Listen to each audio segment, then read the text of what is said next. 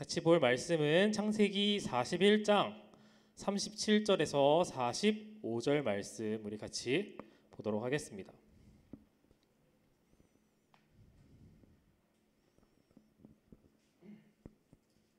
창세기 41장 37절에서 45절 말씀 우리 같이 보도록 하겠습니다.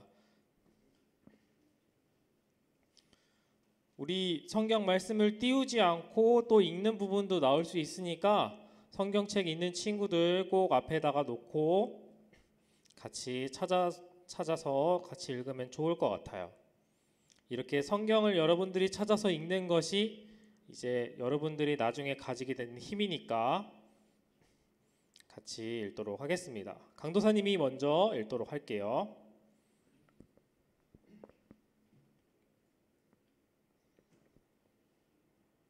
안 넘어가네요.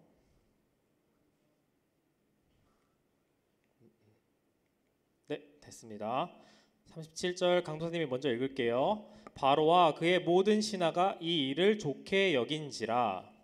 바로가 그의 신하들에게 이르되 이와 같이 하나님의 영에 감동된 사람을 우리가 어찌 찾을 수 있으리요 하고 요셉에게 이르되 하나님이 이 모든 것을 내게 보이셨으니 너와 같이 명철하고 지혜 있는 자가 없도다. 내 백성이 다 내 명령에 복종하리니 내가 너보다 높은 것은 내 왕좌뿐이니라. 바로가 또 요셉에게 이르되 내가 너를 애굽 온 땅의 총리가 되게 하노라 하고 자기의 인장 반지를 빼어 요셉의 손에 끼우고 그에게 세마포 옷을 입히고 금사슬을 목에 걸고 자기에게 있는 버금 수레에 그를 태우매 무리가 그의 앞에서 소리 지르기를 엎드리라 하더라. 바로가 그에게 애굽 전국을 총리로 다스리게 하였더라. 바로가 요셉에게 이르되 나는 바로라. 애굽 온 땅에서 내 허락이 없이는 수족을 놀릴 자가 없으리라 하고 같이 읽겠습니다. 시작. 그가 요셉의 이름을 사브납 바네아라 하고 또 오네 제사장 보디베라의 딸 아스낫을 그에게 주어 아내로 삼게 하니라. 요셉이 나가 애굽 온 땅을 순찰하니라. 아멘. 네, 오늘 같이 볼 말씀의 제목은 이렇습니다. 무엇이죠? 네, 요셉의 형통함. 벌써 세 번째 시간이 되었습니다. 자, 이 형통함이라는 주제를 가지고 지금 요셉을 보고 또 형통함이라는 주제를 가지고 지금 첫 번째, 두 번째, 세 번째까지 지금 왔어요. 여러분, 형통함이 무엇이라고 했죠?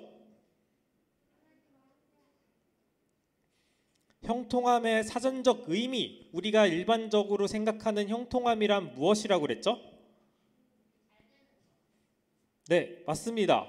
내가 하는 대로, 내가 뜻하는 바대로 일이 잘 되는 것을 말했었어요. 하지만 요셉은 보았을 때 그렇게 형통한 사람이 아니었던 것 같은데 성경은 계속 요셉이 뭐한 사람이라고 얘기했죠? 형통한 사람이라고 이야기를 했습니다. 자, 지금 보니까 요셉은 형들에 의해서 거의 죽인 거나 마찬가지. 죽인 거보다 어떻게 하면 더 나쁠 수도 있어요. 왜냐하면 형들은 직접 죽이지 않고 그냥 죽게 내버려 두었고 형들은 거기서 돈을 가로챘으니까요. 자, 그랬는데 이 요셉이 노예로 팔려 가서 하는 모습, 그 모습을 요셉과 함께 하심으로 형통한 자가 되었다라고 이야기를 하고 또 그 안에서 주인의 아내가 요셉을 꼬셨죠. 너무 요셉이 잘생기고 멋있어 보이는 거야.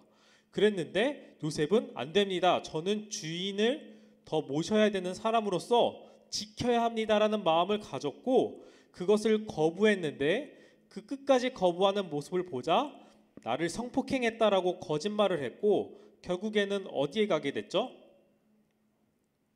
어디에 갔었죠?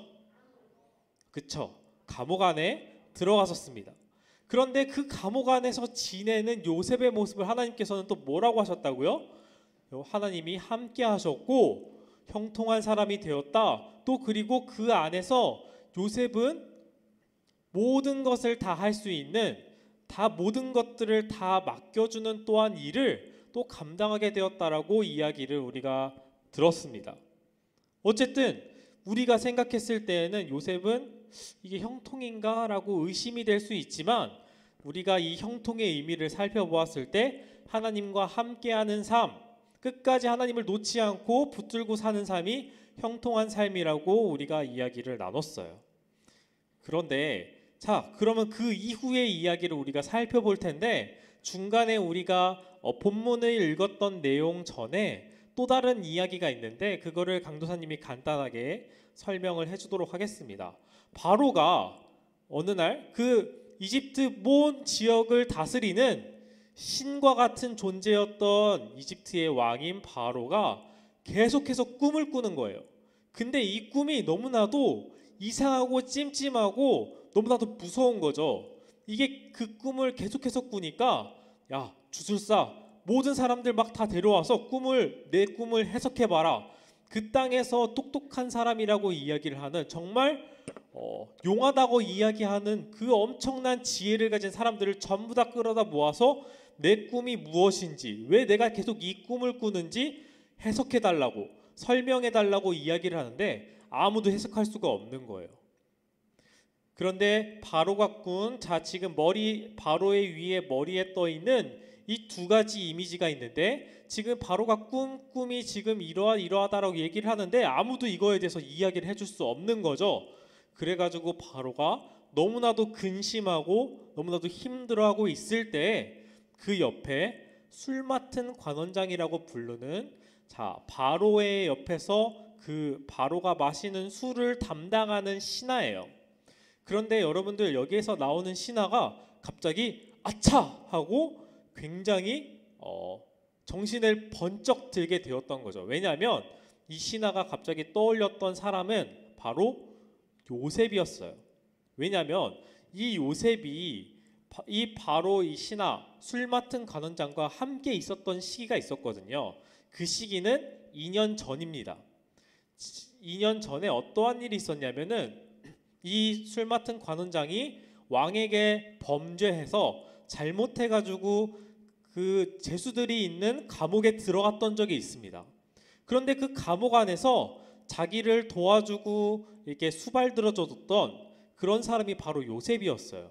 아까 말했듯이 요셉은 감옥 안에서 간수장이 모든 것들을 다 맡겼다고 그랬어요. 그래서 요셉은 그 감옥 안에서 들어오는 사람을 이제 관리해주고 도와주는 사람을 역할을 했을 겁니다. 그래서 이 감옥 안에 들어갔을 때 어떠한 일이 있었냐면은, 술 맡은 관원장과 또 떡을 굽는 관원장이 두 명이 같이 들어갔었는데, 이 두 사람이 꿈을 꾼 거예요. 그런데 꿈을 꿨는데 이 술 맡은 관원장이 어떤 꿈을 꿨냐면은, 포도나무가 있는데 거기서 싹이 나고 꽃이 피고 포도나무가 주렁주렁 열리면서 그 포도나무로 내가 포도주를 만들어 술을 만들어서 내가 왕에게 드리는 꿈을 꾸었어요. 그래서 이 꿈이 뭐지 도대체? 라고 하고 근심하고 있는데, 요셉이 와가지고 그 꿈을 해석해 준 적이 있습니다. 뭐라고 해석을 해줬냐? 3일 뒤에 당신은 다시 왕에게 은혜를 입어서 죄를 지었지만 다시 자리로 돌아가서 왕의 옆에서 도와주는 일을 다시 시작할 겁니다라고 이유를 했고, 정말로 3일 뒤에 이 술 맡은 관원장은 복직해서 다시 왕에게 술을 따라주고 왕의 옆에 있는 신하로서 있게 되었었거든요. 그러면서 뭐라고 요셉이 부탁을 했었냐면은, 저는 여기 지금 감옥에 갇혔지만 죄가 하나도 없습니다. 만약에 왕에게 돌아가시게 된다면, 바로에게 돌아간다면 저의 억울함을 이야기를 해줘서 감옥에서 꺼내주세요라고 부탁을 했었거든요. 그런데 사실 이 술 맡은 관원장이 이 이야기를 들었을 때 요셉이 어쨌든 내가 계속 고민하고 있었던 꿈을 해석해 주었고, 정말로 그 꿈대로 자기가 다시 왕에게 돌아갔단 말이죠.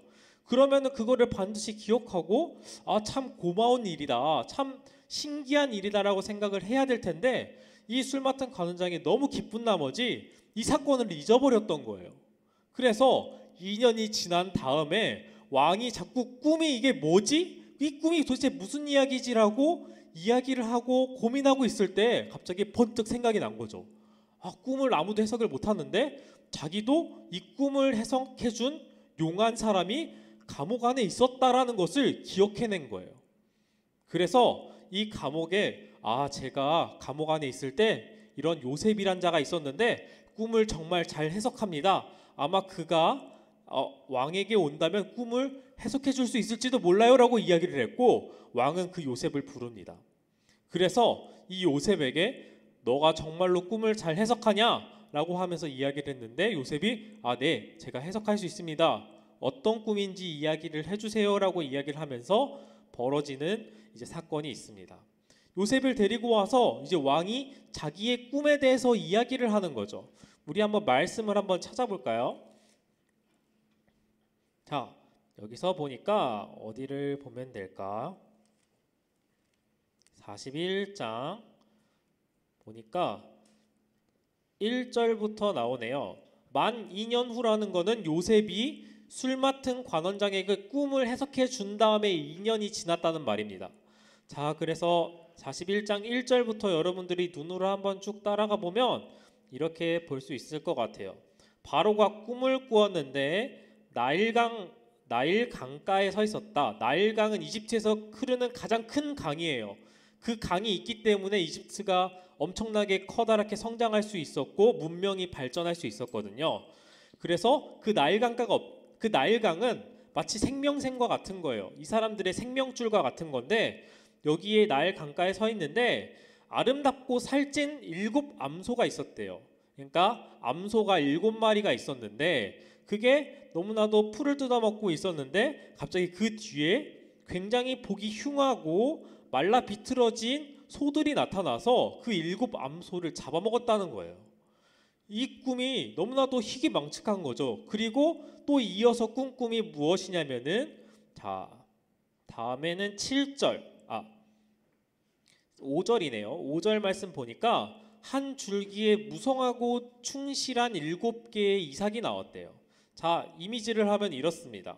자, 여기에 굉장히 풀을 뜯어먹고 있는 건강한 7마리의 암소가 있는데, 굉장히 보기 흉하고 말라 비틀어진 그런 소들이 이 암소를 잡아먹는 그런 이상한 꿈과, 굉장히 충실하고 그 이삭들이 7개 이삭들이 거기에 열매가 주렁주렁 잘 맺혀 있는 이삭들이 있었는데, 열매도 없고 말라 비틀어진 이삭들이 7개가 또 이 열매가 주렁주렁 맺힌 이삭을 먹어버리는 그러한 꿈을 계속해서 바로가 꾸는 거예요. 이거를 이야기를 해줬을 때 도대체 이게 내가 계속해서 반복해서 꿈을 꾸는데 어떠한 이야기인지, 도대체 신이 나에게 주는 메시지가 뭔지를 모르겠다는 거죠.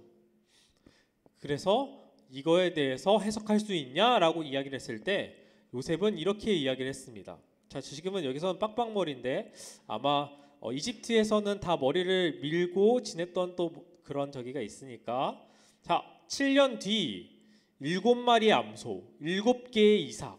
자, 이 7개는 7년을 의미합니다. 처음에는 굉장히 보기 좋은 소와 또 그런 이삭들이 나왔잖아요. 그것은 엄청나게 많이 풍년이 일어날 것입니다. 몇 년 동안? 7년 동안 풍년이 있을 것입니다. 근데 그 뒤에 잡아먹는 것은, 그 뒤에 7년 동안은 엄청난 흉년, 너무나도 가난하고 먹을 것이 없어지는 그러한 대재앙이 올 것입니다 라고 하나님께서 당신에게 꿈을 보여주시는 것입니다 라고 이야기를 하면서, 요셉이 이것을 대비하기 위해서는, 처음에는 풍년이니까 너무 그냥 좋잖아요. 부자가 될 거잖아요. 근데 그 뒤에는 아무것도 얻을 수 없는 7년이 있으니까 그 7년 동안 풍년에서 얻은 그 곡식들을, 식량들을 5분의 1을 저장을 해서 나중에 7년을 버틸 수 있게끔 잘 준비해야 합니다 라고 요셉이 이야기를 했다는 거죠. 그렇게 이야기를 하고 나서가 바로 우리가 읽었던 말씀입니다. 뭐라고 했나요? 자, 37절 같이 한번, 우리가 아까 읽었지만 다시 한번 이 사전에 있는 이야기를 바탕으로 우리가 읽어볼게요. 시작. 바로와 그의 모든 신하가 이 일을 좋게 여긴지라. 이 이야기를 듣고 좋게 여겼대요. 와, 정말 이 이야기를 들으니까 정말 그 이야기가 맞구나. 정말 그 하나님께서 그 꿈을 해석해 주셔서 우리에게 말씀해 주시는구나라고 여기고 이 꿈을 해석한 내용을 굉장히 좋게 여겼다라고 이야기를 합니다. 그래서 바로가 신하들에게 뭐라고 얘기하냐면 이와 같이 하나님의 영에 감동된 사람을 우리가 어찌 찾을 수 있으리요? 우리가 이렇게 뛰어난 사람, 하나님께서 이렇게 꿈을 해석해 주시는데 이렇게 해석해 줄 수 있을 만한 사람을 어디서 찾을 수 있겠니? 라고 하면서 굉장히 요셉을 칭찬하는 내용이죠. 요셉에게 이렇게 말합니다. 하나님이 이 모든 것을 너에게 보여주셨으니 너와 같이 명철하고 지혜 있는 자는 이 세상에 더 없을 거야. 너처럼 똑똑하고 하나님께서 주시는 그 지혜로 이렇게 해석할 수 있는 사람 없을 거야. 그러면서 요셉에게 어떻게 하는 거죠? 너가 애굽 땅 전부 다 다스려라 라고 대신 모든 것들을 위임해주는 엄청난 일이 일어났다라는 거죠. 이렇게 얘기합니다. 내 백성이 다 너의 명령에 복종할 거야. 그리고 내가 너보다 높은 것은 내 왕좌뿐이다. 이게 무슨 말이냐면은 너보다 더 높은 사람 누가 있게? 나 바로밖에 없다 라고 말하는 거예요. 그러니까 바로 다음에 가장 높은 사람은 누구라는 거죠? 이제 요셉이라는 거예요. 그만큼 바로가 요셉을 신뢰하고 요셉에게 모든 것을 맡길 수 있을 만큼 좋게 여기고 뛰어난 사람이라고 지금 인정해주고 있는 장면이라는 거죠. 그래서 정말로 요셉은 그 애굽 땅의 바로 다음에 가장 높은 지위, 모든 것을 다스릴 수 있는 애굽 땅의 총리가 됩니다. 총리가 되어서 이제 앞으로 풍년을 준비하고 풍년에 있는 모든 것들을 잘 수확해서 5분의 1을 잘 저장할 수 있고 그 남은 7년의 흉년을 대비할 수 있도록 모든 것들을 다 지휘하고 관리하며 이렇게 다스리는 그러한 사람이 되었다라는 것이죠. 그래서 이 바로가 이 요셉에게 새로운 이름을 지어줍니다. 그게 바로 여기 뒤에 나오는 사브낫 바네아라는 이름을 애굽식의 이름을 지어주는 거예요. 이것을 해석한다면 이런 말입니다. 자, 신은 말씀하신다. 그러니까 하나님은 우리에게 말씀하신다. 그리고 하나님은 살아계신다. 하나님은 살아계셔서 우리에게 말씀해 주셨다. 무엇을 말씀해 주셨다는 거죠? 꿈이 도대체 어떤 내용인지, 앞으로 어떠한 일이 일어날지는 꿈은 받았지만, 꿈은 꿨지만 무슨 내용인지 전혀 몰랐잖아요. 바로는 애굽 땅에 있는 사람들 아무도 몰랐어요. 하지만 하나님이 살아계셔서 이 요셉을 통해게 말씀해 주셨다라는 그 증거로 요셉을 이렇게 이름을 지어주고 요셉에게 모든 것들을 맡겨주었다라는 거죠. 자, 이 이야기는 정말 엄청난 이야기지 않나요? 노예 출신이었던 감옥에서 죽을 수밖에 없는 그 요셉이 갑자기 어떻게 된 거예요? 그 애굽 땅에서 바로 다음으로 가장 높은 애굽의 총리가 되어서 모든 것들을 다스리는 역전, 정말 이런 역전이 있을 수가 있을까요? 이렇게 요셉이 높아졌는데, 자, 우리가 살펴보았듯이 요셉은 처음에 어떻게 되었죠? 형들에게 버림받았고 가족들을 더 이상 찾아갈 수 없는 노예가 되었어요. 그리고 거기에서 또 다행히 좋은 주인을 만나서 주인이 좋게 보아서 집에 있는 모든 것들을 다 맡겨서 그냥 주인에게 충성하면서 잘 살아야지 라고 생각할 수 있는 그런 시점에 갑자기 주인의 아내가 자신을 계속해서 유혹하고 그것을 뿌리치는 것이 잘못된 것이 전혀 아닌데 오히려 자기가 거짓말 때문에 죄를 뒤집어 씌워서 감옥에 들어가는 그런 엄청난 상황을 겪었단 말이에요. 그런데 자, 그 다음에는 뭐죠?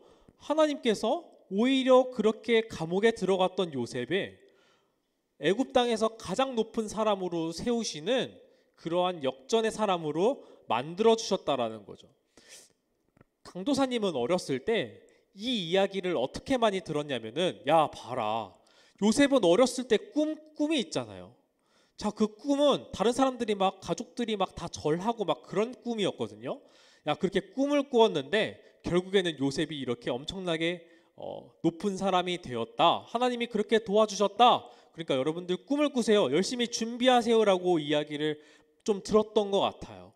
맞죠? 여러분들도 이 세상에서 살아갈 때 여러분들이 가지고 앞으로 이 세상에서 살아가면서 하고 싶은 것, 되고 싶은 것, 앞으로 돼야 할 꿈을 가지고 아마 살아갈 거예요.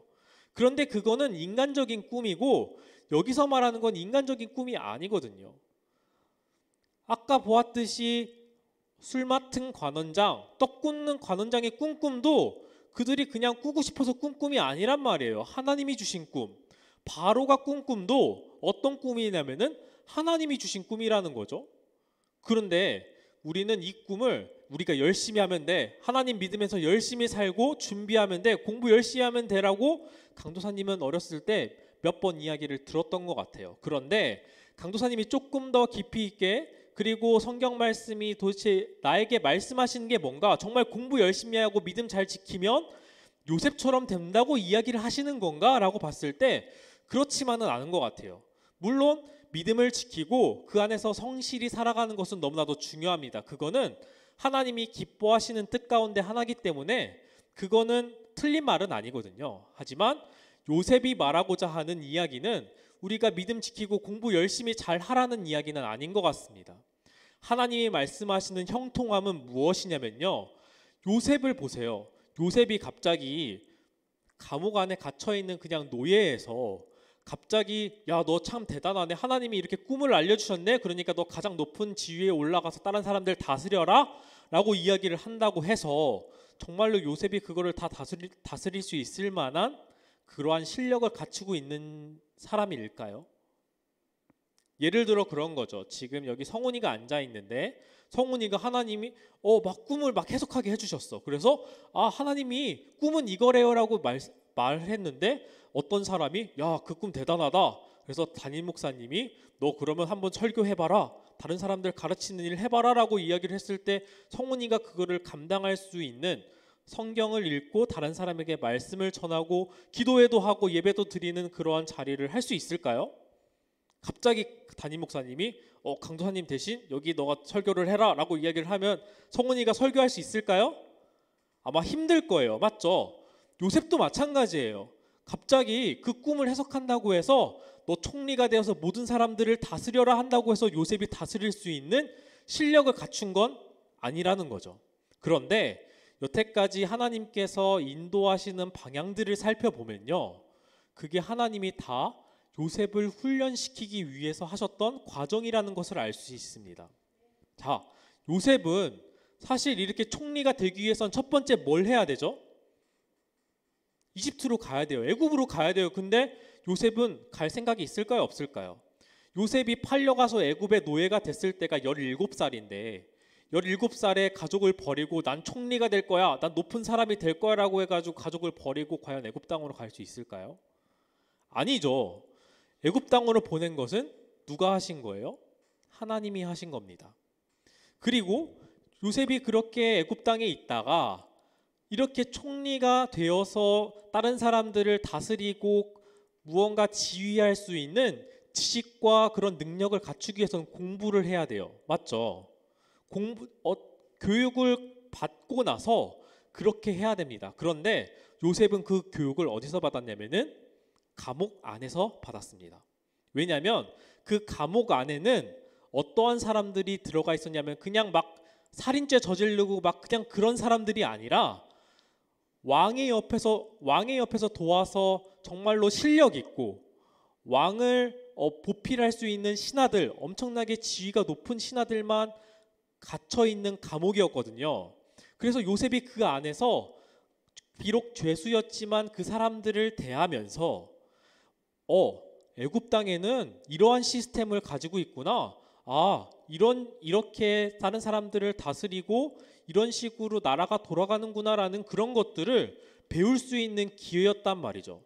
여러분들, 술 맡은 관원장도, 아까 나왔던 술 맡은 관원장도 단순히 왕에게 술을 따라주는 사람이 아니었어요. 그 사람은 왕이 먹을 것이잖아요. 거기에서 만약에 독을 타가지고 왕을 암살하면 어떻게 해요?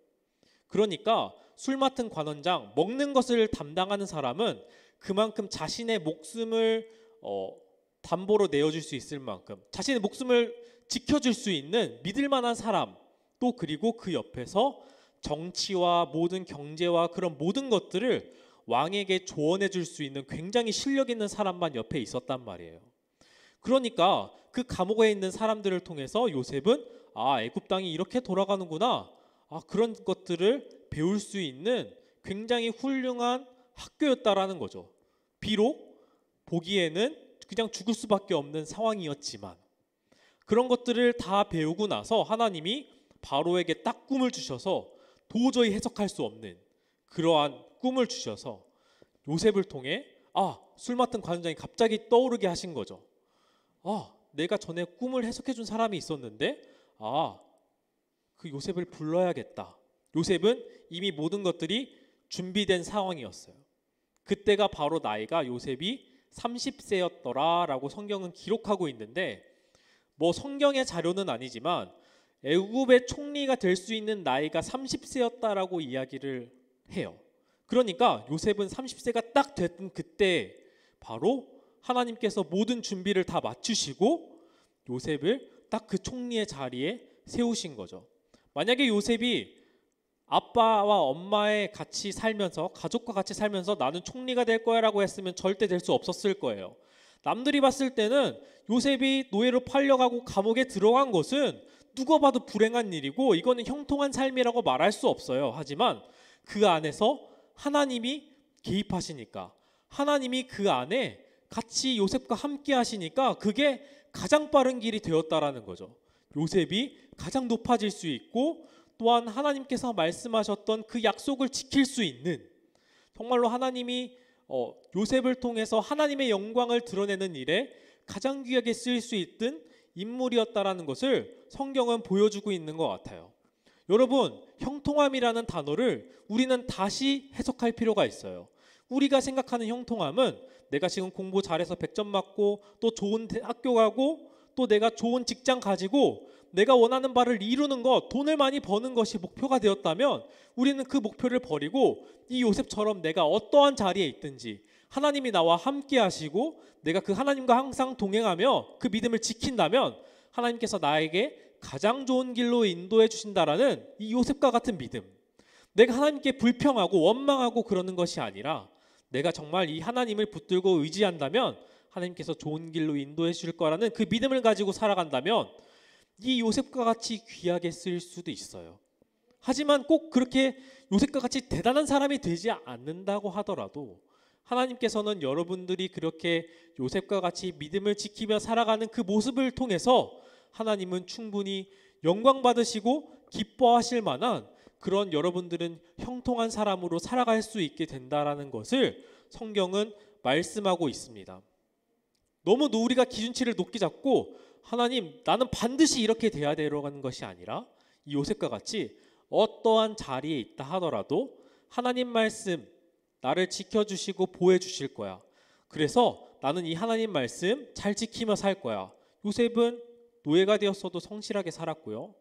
또한 주인의 아내의 말에 들어서 그냥 편하게 살 수 있는 그러한 죄를 저지를 수 있는, 죄를 저지르지만 편하게 살 수 있는 그 길을 뿌리치고 도망가고 하나님의 말씀을 끝까지 지키려고 하는 그러한 모습을 보였던 것처럼 여러분들도 하나님께서 여러분들을 구원해 주시고 지금 이 자리에 불러주셨던 것처럼 분명히 이 요셉과 같은 하나님과 함께하는 삶이 여러분들도 분명히 있을 거라고 생각합니다. 하나님은 여러분들과 이 요셉과 같이 항상 함께하기를 원하시고 가장 좋은 길로 인도해 주기를 원하세요. 그런데 우리가 눈에 보이는 것 때문에 하나님 버리고 믿음 버리고 내가 보이는 형통한 방법, 그냥 저게 좋아 보인다면 저 죄악된 길로 달려간다면 우리는 과연 이런 요셉과 같이 형통한 삶을, 하나님께 영광 돌리는 삶을 살아갈 수 있을까요? 여러분들 이 형통함을 다시 한번 곰곰이 생각해 보시고 여러분들이 정말로 이 형통함이란, 하나님이 말씀하신 이 형통함이란 정말로 믿음을 지켜가며 내가 어떠한 자리에 있든지, 내가 보기에 불평할 만한 자리에 있든지 감사할 만한 자리에 있든지 그것에 관여하는 것이 아니라 하나님께서는 어떠한 방법을 통해서라도 여러분들을 붙들고 도와주실 테니 그 하나님을 신실하게 믿고 끝까지 믿고 믿음을 지켜나가면서 나아가는 그러한 이 요셉과 같은 삶을 여러분들이 살아갔으면 좋겠습니다. 이 요셉은 감옥 안에서 끊임없이 훈련된 그런 삶의 모습을 갖췄을 거예요. 애굽에 대해서 지식적으로 많이 갖췄을 뿐만 아니라 내가 도대체 죄 지은 게 뭐가 있다고, 나는 하나님 말씀 지키면서 살았는데 왜 난 감옥에 가야 되지? 불평할 수 있었지만 절대로 불평하지 않고 끝까지 묵묵히 견디며 하나님이 원하시는 그 방법대까지 기다리다 보니 알고 보니 그게 가장 빠른 길이었던 거예요. 누구보다 가장 빠른 길로 하나님이 인도해 주셨다라는 거죠. 꿈, 아까 말했던 꿈, 여러분들 꿈을 꾸세요. 그러면 그렇게 열심히 하면 이루어집니다라고 이 세상은 말하거든요. 그런데 요셉은 이 꿈을 해석함에 있어서 꿈은 무엇이냐, 나는 어떠한 자리에 있느냐, 이렇게 말합니다. 우리 마지막으로 40장 8절, 41장 16절 말씀 읽어보도록 하겠습니다. 시작. 그들이 그에게 이르되 우리가 꿈을 꾸었으나 이를 해석할 자가 없도다. 그들에게 이르되 해석은 하나님께 있지 아니하니까 청하건대 내게 이르소서. 이 말은요, 두 명의 관원장이 이제 잘못해서 감옥에 끌려왔을 때 둘이서 꿈을 꾸고 있어가지고 이게 도대체 꿈이 뭐지? 막 하면서 근심하고 있을 때 요셉이 한 말이에요. 왜 이렇게 근심하고 있으세요? 라고 하니까 우리가 꿈을 꿨는데 이게 도대체 무슨 내용인지 모르겠어 라고 이야기를 했을 때 뭐라고 얘기하죠? 요셉이 해석은 누구한테 있다고요? 하나님께 있으니까 나한테 말씀하시면 하나님께서 그 꿈을 해석해 주실 거예요 라고 대답하는 장면이에요. 그 밑에 다시 한번 읽어보겠습니다. 시작. 요셉이 바로에게 대답하여 이르되 내가 아니라 하나님께서 바로에게 편안한 대답을 하시리이다. 바로에게 갔을 때 바로의 꿈을 해석하면서 내가 이제 조금 지식도 많이 가졌고 이제 뭐 하나님과 함께 하는데 한번 말해 보십시오. 제가 한번 해석해 보겠습니다가 아니라 뭐라고 얘기하죠? 내가 해석하는 것이 아니라 뭐라고요? 하나님께서 바로에게 말씀하실 것입니다 라고 겸손한 태도를 보여요.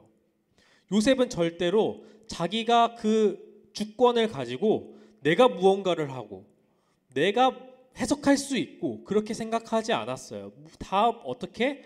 하나님께서 해주시고 저는 그 하나님의 말씀을 전할 뿐입니다 라고 태도를 취했다라는 거죠. 너무나도 올바른 방법이고 올바른 태도예요. 우리도 살아갈 때 내가 무언가 열심히 할 수 있습니다가 아니라 다 열심히 최선을 다해야 되는 것은 맞지만 항상 하나님께서 저를 인도해 주실 것입니다. 하나님이 나와 함께 하시기 때문에 저는 걱정하지 않습니다. 믿음을 지키겠습니다라고 이 대답하는 이런 요셉과 같은 태도로 우리가 믿음을 가지고 살아가는 모든 초등부 친구들이 되기를 예수님의 이름으로 축복합니다. 아멘. 같이 기도하겠습니다. 하나님 아버지, 우리가 세 번째 요셉의 모습을 살펴보면서 그동안 하나님이 말씀하신 형들에게 팔려 노예가 되고 또한 잘못한 것이 하나도 없는데 감옥에 가는 모습을 보면서 이것이 왜 형통한 것인지를 몰랐습니다. 그러나 하나님께서는 더욱더 큰 그림으로 요셉을 사용하기를 원하셨고 가장 좋은 길, 가장 빠른 길, 하나님이 원하시는 그 길로 요셉을 세우시는 모습을 보았습니다. 우리도 이 요셉과 같이 어떤 자리에 있든지 불평하지 않고 항상 감사하며 최선을 다하며 믿음을 지키며 살아갈 수 있는 이 요셉과 같은 삶, 하나님과 함께하는 형통한 삶을 살아갈 수 있는 우리 모든 친구들 될 수 있도록 함께하여 주시옵소서. 감사의 모든 말씀 살아계신 예수님 이름으로 기도합니다. 아멘.